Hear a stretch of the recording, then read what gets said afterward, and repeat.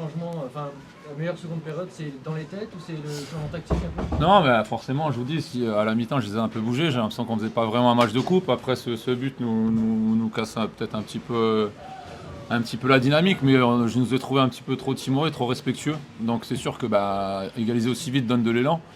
Et après, on est véritablement dans le match. On a 2-3 situations à 1. Bon, on peut se faire punir à 3 à la fin, mais ça fait partie du jeu. On a eu beaucoup de coups de pied arrêtés. On n'a pas tous bien tiré. Par contre, on a aussi beaucoup en difficulté sur les leurs, où ils auraient pu breaker même en première mi-temps. Mais voilà, franchement, si vous sortez de ces matchs-là avec des regrets, enfin je veux dire, dans le jeu, parce que là il y a beaucoup de regrets par rapport à l'élimination, c'est que vous n'avez pas fait votre match. Donc on l'a bien fait en deuxième mi-temps et malheureusement ça n'a pas suffi. J'imagine que les têtes étaient basses dans le vestiaire, c'était quoi le discours un petit peu avec les joueurs? Non, là il y a pas de discours à donner, hein. En plus, les joueurs vont couper, donc quoi que j'y suis passé par là et quoi qu'on dise, ils n'entendent pas. Donc non, moi je suis fier d'eux. Je pense qu'ils peuvent être fiers aussi de ce qu'ils ont fait. Après Valenciennes, on savait que c'était une équipe un petit peu malade. Je pense qu'ils ont encore un petit peu tremblé ce soir, mais nous maintenant il faut qu'on se repose. Pardon, waouh. Il faut qu'on se repose, il faut qu'on se redynamise pour faire une bonne suite de championnat et monter au classement le plus haut possible. Donc ces matchs-là servent aussi. Mais forcément, là, j'aimerais vous dire que je vais aller regarder le tirage, mais je vais rentrer chez moi et je vais me mettre au lit et je vais pleurer. Il y a une petite coupure là du coup. J'imagine que ce sera peut-être plus simple que la saison dernière pour retrouver le rythme du championnat après ça. Bah oui et non, hein, parce que franchement, quand vous passez les fêtes en sachant que vous allez jouer Marseille, je pense que je vais passer des meilleures fêtes. Enfin, j'ai passé des meilleures fêtes l'année dernière que je vais en passer là.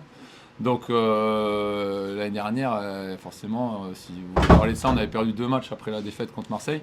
Bah là, on va falloir vite rebasculer sur le championnat, battre Aubervilliers le 11 janvier et, euh, et aller, comme je vous dis, le plus haut possible en continuant à travailler, en continuant à gagner des matchs, en continuant à former des jeunes et à faire aussi peut-être dans ce mercato-là quelques retouches entre les départs et les arrivées pour que on soit tous bien raccord sur ce qu'il faut faire et là où on veut aller. Et malgré la défaite, ça reste un match important aussi en apprentissage. Qu'est-ce que vous pouvez retenir de positif de ce match? Ce que j'ai dit, hein, qu'on n'a pas lâché. Je pense que quand vous égalisez comme ça, à la 96e, avec le public et tout, que c'est un petit jeune comme ça qui marque, ça veut dire que ça veut dire quand même des choses, quoi. Donc, ouais, on a l'élimination qui est le résultat brut. Après, la manière, c'est sûr, dans 2-3 jours, on va revenir dessus, puis on va s'appuyer là-dessus. Mais là, tout de suite, à chaud, 1 heure après, vous êtes forcément déçu, hein. Cette première mi-temps timide, tu l'expliques, tu as déjà des explications pour l'analyser?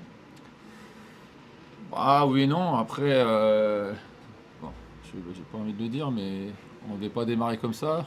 Il y a un joueur qui a oublié de se réveiller hier et je le dis quand même parce que c'est important pour lui, quoi. C'est le joueur qui a marqué l'égalisation. Donc peut-être un peu d'atermoiement par rapport à ça, peut-être encore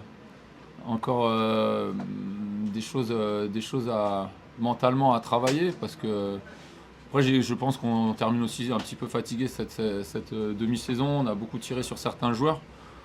Mais c'est vrai que moi je les ai pas trop galvanisés, j'ai pas trouvé vraiment dans un élan, dans un match de Coupe de France. En deuxième mi-temps c'était beaucoup mieux. Après on peut essayer d'analyser tout. Je vous dis tactiquement déjà on en joue un peu différemment quand on joue avec Homo Sagna ou pas. Parce que Homo Sagna c'est un athlète, c'est un joueur qui a une détente de joueurs de très très haut niveau. Donc forcément quand on s'appuie sur lui en haut, il y a de grandes chances que le deuxième ballon, enfin qu'il gagne le premier duel et que le deuxième ballon on puisse le bonifier. Donc voilà, là c'est Joseph qui n'était pas dans le groupe depuis un mois. Donc c'est pour ça que je l'ai sorti à la mi-temps, mais pas parce qu'il avait fait un mauvais match, mais parce qu'il fallait revenir. Et voilà, et donc c'était un petit clin d'œil que Mickey égalise. Voilà. Après c'était un autre clin d'œil que Jules égalise. Mais ouais, voilà, le premier mi-temps c'était pas assez bien, c'est clair. Vous avez parlé de Jules Vitou, un petit mot sur lui. Il est quand même doté d'une belle marge de progression et de belles qualités. Ouais, Jules, c'est un joueur avec lequel j'ai envie de travailler. Après, Jules, il est en STAPS, donc il s'entraîne dès qu'il peut avec nous. Je suis pas aveugle, hein. Les bons joueurs, je les vois et je vous dis, Moi, je n'attends pas qu'ils aient 30 ans ou pas. Après Mickey, c'est le joueur offensif qu'on a rentré ce soir et il a très peu de minutes en N2. Donc voilà. Après, quand vous êtes coach, vous êtes content quand ça se passe comme ça. J'aurais aimé que ça aille jusqu'au bout.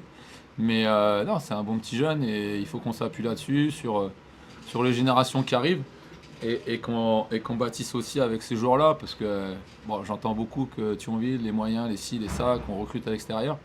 Après, s'il y a un bon joueur au club ou dans le coin, moi, je suis encore plus heureux. Hein.